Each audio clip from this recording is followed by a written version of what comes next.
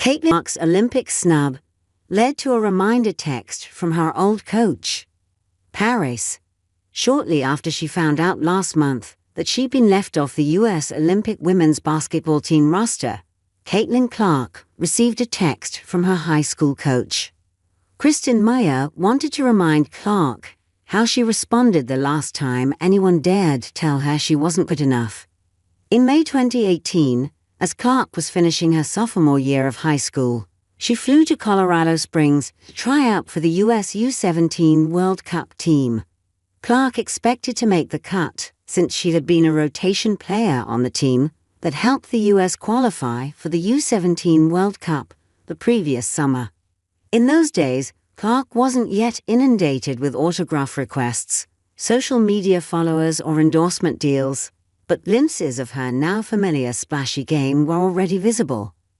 Here was this wisp of a girl bombing long-range threes, whipping high-risk passes through traffic, and shaking defenders in transition with behind-the-back dribbles. Maya remembers thinking Clark played well during tryouts, but the USA Basketball Youth Selection Committee had a wealth of future college stars to pick from. 8 of the 12 players from the previous year's U16 team made the cut.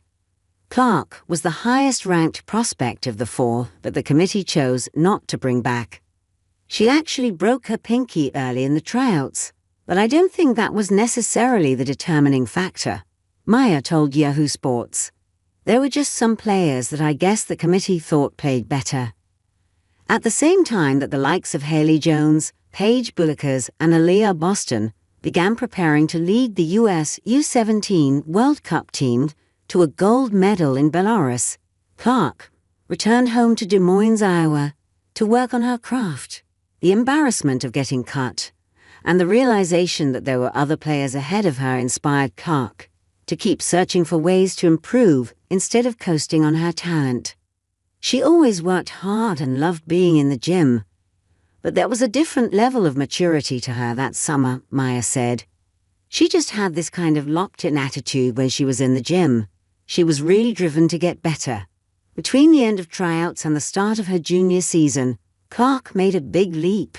All the key elements of her game became sharper, Maya said, from her handle, to her decisions with the ball in her hands, to her shooting percentages at all 3 levels.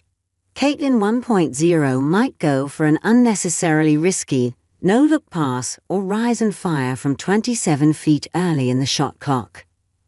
Caitlin 2.0 resisted that temptation more often and became more efficient when she did attempt an audacious play. Caitlin 1.0 might stomp away or throw her hands up in frustration if a referee botched a call, or if a pinpoint pass ricocheted off the hands of an unsuspecting teammate. Caitlin 2.0 was still a heart-on-her-sleeve competitor. She just started to understand how her body language and temperament affected those around her. At the end of her junior year at Dowling Catholic, Clark was among the youngest players invited to try out for the team that would represent the U.S. at the U19 World Championships in Bangkok later that summer. At 17, Clark made a star-laden roster headlined by Ryan Howard, Bullokers, and Boston.